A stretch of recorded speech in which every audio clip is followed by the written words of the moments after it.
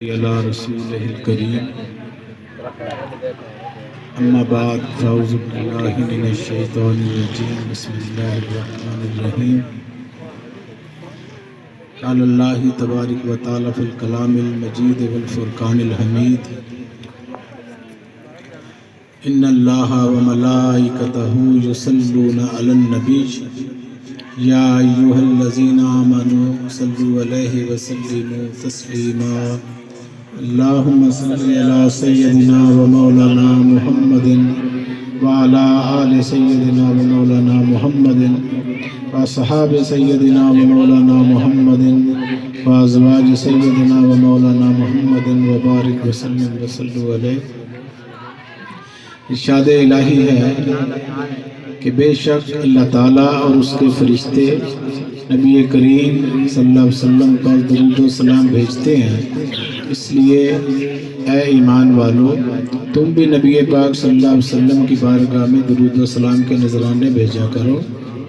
تو گویا یہ اللہ تعالیٰ اور ملائکہ کا وظیفہ ہے جس کا ذکر قرآن مجید میں آیا۔ کثرت سے ہمیں اپنی زندگی میں درود پاک کو ورد زبان رکھنا چاہیے۔ آج کی یہ محفل سلسلہ جشن عید میلاد النبی انعقاد پذیر ہے۔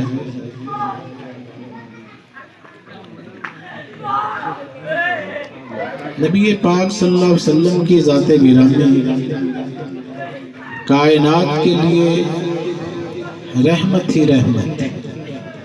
ارشاد الہی وما ارسلناک الا رحمتا للعالمین، کہ بے شک اے محبوب ہم نے آپ کو تمام جہانوں کے لیے رحمت بنا کر بھیجا۔ انسانوں کے لیے رحمت، نباتات کے لیے، جمادات کے لیے، حیوانات کے لیے، تمام عالمین کے لیے۔ اللہ تعالیٰ کی جو ذات ہے وہ للعالمین ہے۔ ہم کیا پڑھتے ہیں نماز میں؟ الحمدللہ رب العالمین، تمام جہانوں کے لیے۔ اللہ تعالیٰ کیا ہے؟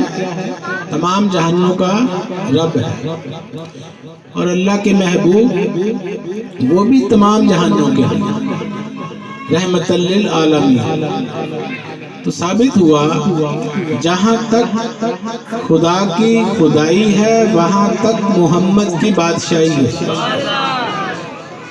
جہاں تک خدا کی خدائی ہے وہاں تک محمد کی بادشاہی، کیونکہ رب پاک منزہ صورتاں تو، رب پاک منزہ صورتاں تو، نہ خدا دا منہ نہ خدا دے لب۔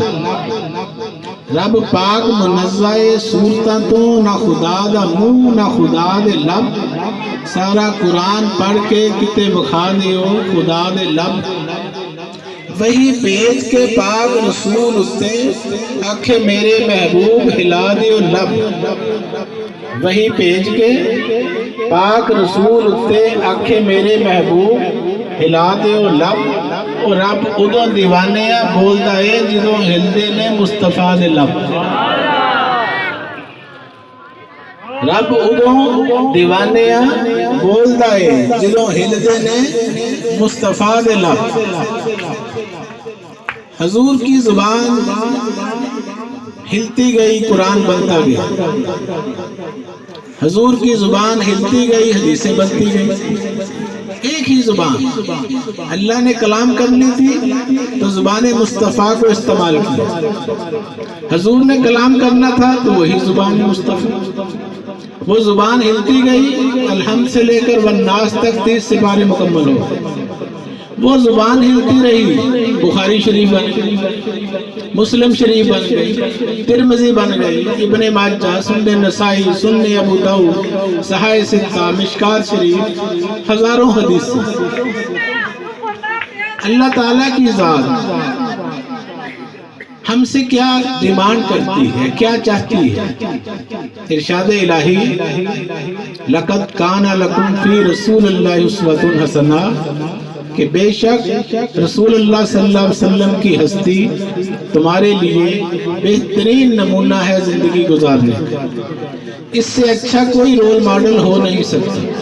اگر زندگی میں کامیاب ہونا ہے تو حضور کے نقش قدم پر چلتے چلے جائیں، کامیابیاں آپ کے قدم چومیں۔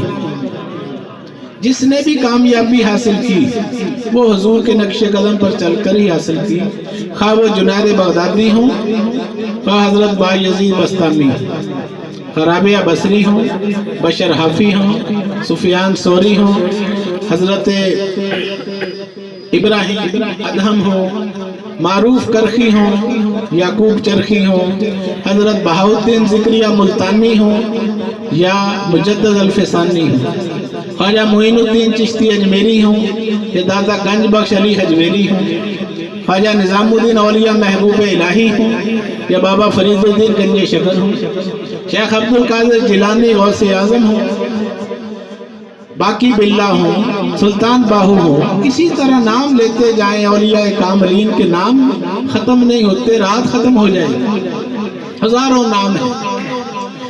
جو سچے عاشق بن گئے، حضور کے نقش قدم پر چلنا جنہوں نے شروع کر دیا، تو آج ان کے نام بھی زندہ، ان کے کام بھی زندہ، ان کے مزارات بھی زندہ، دنیا فیض پا رہی ہے۔ یہ 4 روزہ زندگی کو کم یہ 4 روزہ زندگی ہی ان کے پاس تھی، یہی 2 ہاتھ، 2 پاؤں، 2 کان، 1 دماغ، یہی آپ کے پاس ہے۔ یہ میں نے جتنی ہستیوں کے نام لیے ہیں ان کے پاس کیا تھا اور آپ کے پاس کیا نہیں ہے؟ یہی زبان ان کے پاس تھی، یہی 2 آنکھیں تھیں، 2 کان تھے، 1 دماغ تھا، یہ سارا کچھ اللہ نے آپ کو دیا ہوا ہے۔ پھر فرق کیا ہے؟ اس کو ہم نے تلاش کرنا ہے۔ فرق صرف یہ ہے کہ وہ آقا کے سچے غلام بن گئے، ظاہر میں بھی باطن میں بھی، اور حضور کی جو زندگی مبارکہ ہے، حیات اقدس ہے، اس کو فالو کرنا شروع کر دیا، سچے بن گئے۔ تو پھر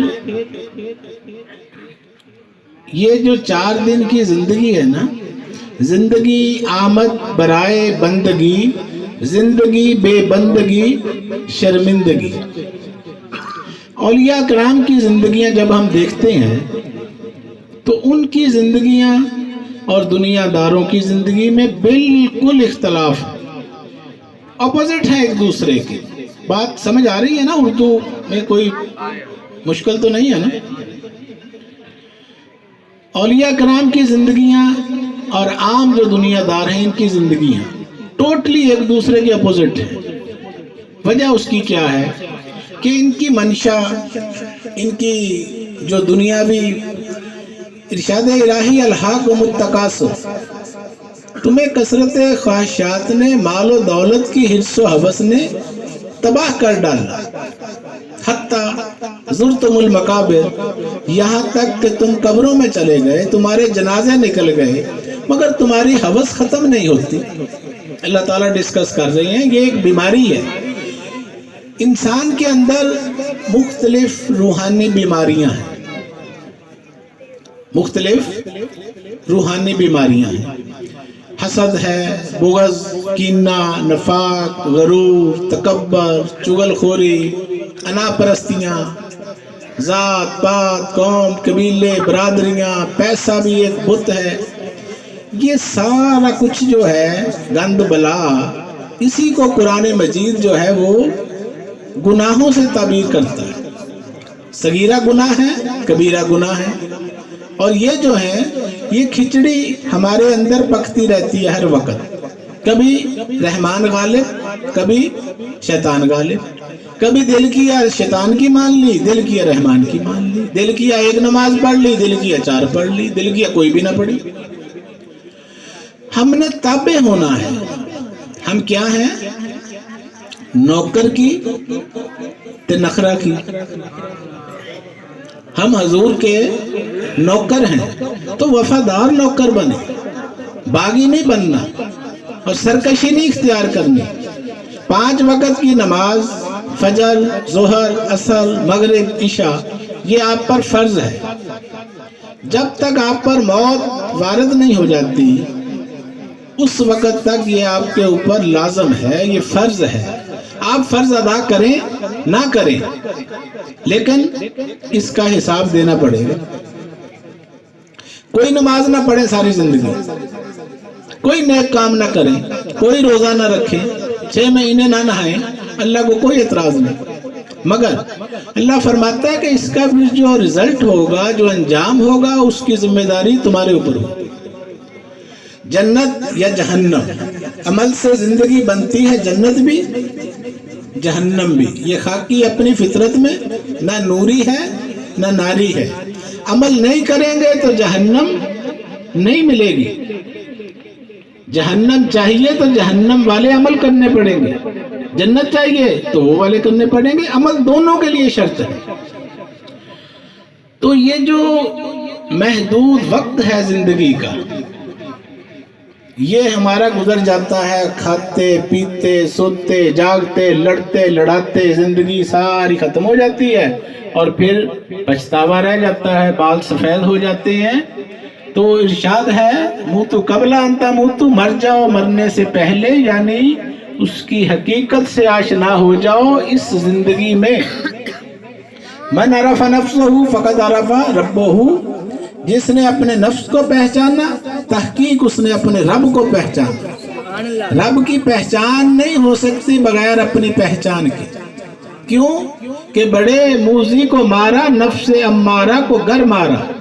یہ جو نفس امارہ سب سے بڑا دشمن ہمارا، یہ ہمارے اندر بیٹھا ہوا اپنی چلاتا ہے.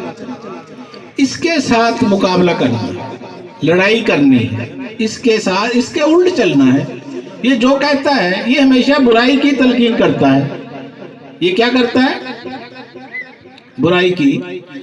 تو اس سے نبی پاک صلی اللہ علیہ وسلم نے ارشاد فرمایا کہ یہ جہاد اکبر ہے. صحابہ نے کہا یا رسول اللہ صلی اللہ علیہ وسلم، یہ جو کافروں کے ساتھ ہم جنگ لڑ رہے ہیں یہ چھوٹا جہاد ہے؟ آپ نے فرمایا ہاں یہ جہاد اصغر ہے. اس سے بھی بڑا کوئی جہاد ہے؟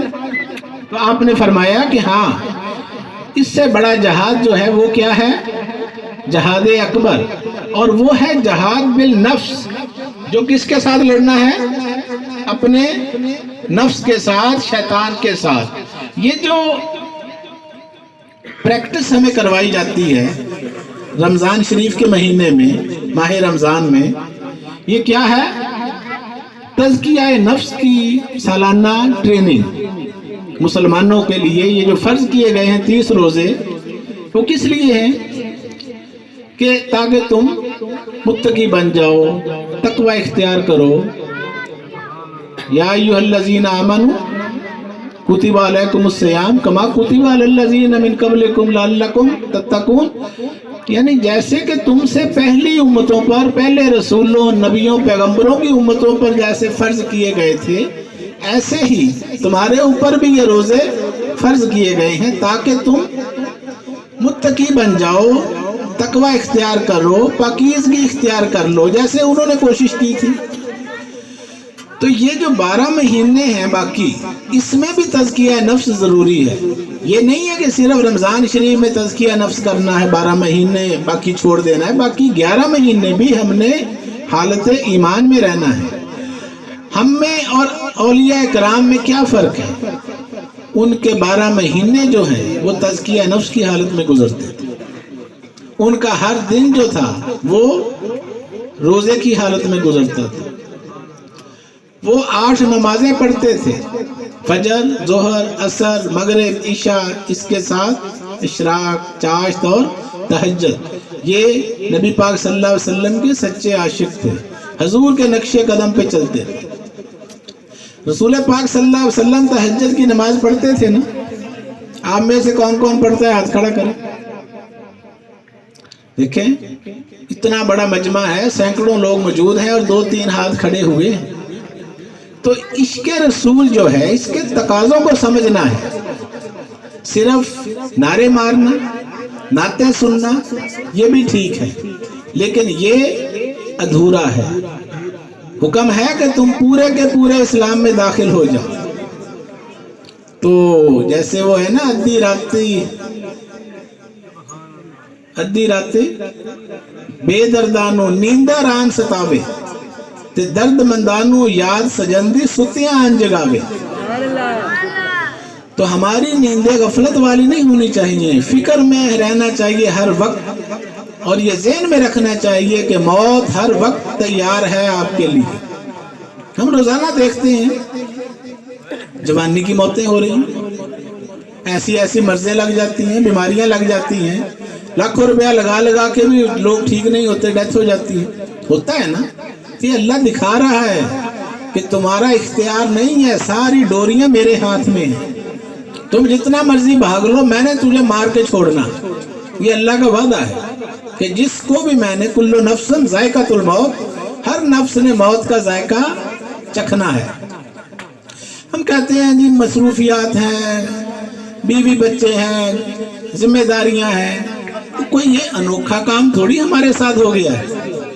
نبیوں کے بچے نہیں تھے، پیغمبروں کی شادیاں نہیں ہوئی تھی، ولیوں کی شادیاں نہیں ہوئی، کاروبار بھی کرتے تھے، بیوی بچے بھی تھے. آپ کے بچے کتنے کو ہوں گے؟ حضرت داؤد علیہ السلام 100 شادیاں تھیں، قرآن مجید کے اندر ڈسکس ہوا ہے. اللہ کے پیغمبر کتنی شادیاں؟ 100. ان کے بیٹے حضرت سلیمان علیہ السلام، ان کی 600 شادیاں تھیں، اور ایک روایت میں آتا ہے 1400 کنیزیں بھی تھی. تو ہماری زندگیاں اور ان کی نبوت میں فرق نہیں پڑا کوئی. اتنے جلیل القدر نبی، ہوائیں بھی ان کے تابع، جنات بھی ان کے تابع. یہ جو 4 روزہ زندگی ہے، اس میں اگر تو ہم نے اعلیٰ منازل کی طرف جانا ہے، دنیاوی طور پہ ہم کوشش کرتے ہیں میرے پاس گاڑی آ جائے، ترقی کرنے کی کوشش کرتے ہیں نا، سائیکل سے میں موٹر سائیکل بھی آ جاؤں. موٹر سائیکل کے بعد کیا خواہش ہوتی ہے؟ گاڑی آ جائے، کار آ جائے. گاڑی آ گئی تو پھر اچھی گاڑی، اس سے اچھی گاڑی آ جائے، اس سے مہنگا اگلا ماڈل آ جائے. دنیاوی طور پہ یہ سوچے ہیں نا. گھر ہے تو پکا ہو جائے، کچا ہے تو کیا ہو جائے؟ پکا ہو جائے، اور پکا ہے تو پھر اوپر ماربل لگ جائے، سنگ مرمر لگ جائے، ٹائلیں لگ جائیں، مہنگے لکڑیاں لگا لیں، مہنگے جو ہیں وہ بازاروں سے چیزیں لا کے گھر میں لگا لیں، سجا لیں، تاکہ دنیا کو پتہ چلے کہ میں کوئی بہت بڑی چیز ہوں. کیوں کرتے ہیں سارا کچھ؟ نوٹ ہی ہے نا، ایسے سیمنٹ لگا کے باہر چپکائے ہوئے ہیں. کیا دکھانا چاہتے ہیں؟ یہ کہ میرے پاس پیسہ ہے. اچھی بات ہے، جس کے پاس پیسہ ہے وہ اس کو اگر جائز طریقے سے خرچ کرتا ہے تو اللہ کی نعمتیں ہیں. یہ دنیا کی چیزیں آپ کے لیے بنی ہیں، انسانوں کے لیے ہیں نا. مگر حکم ہے وَكُلُوا وَاشْرَبُوا وَلَا تُسْرِفُوا، کھاؤ پیو مگر ضائع نہ کرو، اسراف نہ کرو. اور پھر غرور اور تکبر یہ اللہ کو پسند نہیں ہے. نعرہ تکبیر، نعرہ رسالت، نعرہ تحقیق، نعرہ حیدری، نعرہ غوثیہ، اللہ محمد 4 یار حاجی خواجہ کتب فرید. سبحان اللہ، سبحان اللہ، سبحان اللہ. یہ تیری ہستی جو ہے یہ آہنی دیوار ہے، مٹا دے اپنی. یہ تیری ہستی جو ہے یہ آہنی دیوار ہے، توڑ دے اس کو، یا دلدار ہی دلدار ہے. اللہ فرماتا ہے وَفِي أَنفُسِكُمْ أَفَلَا تُبْصِرُونَ، میں تمہارے اندر ہوں، تم مجھے دیکھتے کیوں نہیں؟ وَنَحْنُ أَقْرَبُ إِلَيْهِ مِنْ حَبْلِ الْوَرِيدِ، میں تمہاری شارک سے زیادہ قریب ہوں. یہ ہے شارک. اللہ کہتا ہے میں اس سے بھی زیادہ قریب ہوں، قریب بھی نہیں بلکہ اقرب ہوں. قربت کی انتہا ہے. اب اللہ یہ بات فرما رہا ہے ہمیں اللہ سے دوستی کرنے کا شوق کیوں نہیں؟ اس لیے خواجہ غلام فرید رحمت اللہ علیہ فرماتے ہیں نفس پلیت پلیت چا کیتا، نفس پلیت پلیت چا کیتا، ساسلو پلیت نہ ہاسے. اصل تو ہماری جو ہے وہ نور الہی ہے، ہمارے اندر اللہ کی روح کام کر رہی ہے. وَنَفَخْتُ فِي مِن رُوحِي، ارشاد الہی میں نے پھونک دی اپنی روح انسان کے اندر. جب تک روح رہتی ہے جسم چلتا پھرتا رہتا ہے. روح نکل گئی جسم جو ہے وہ کیا ہو جاتا ہے؟ Dead body. وہ روح نکل گئی، خور رہ جاتا ہے، پھر اعلان ہو جاتا ہے کہ حضرات فلاں جو ہے وہ انتقال کر گیا، جس نے ثواب لینا ہے آ جاؤ اتنے بجے، اس کے خول کو ہم نے مٹی میں دبانا ہے، کہ روح جو ہے وہ عالم ارواح میں چلی گئی ہے۔ اچھا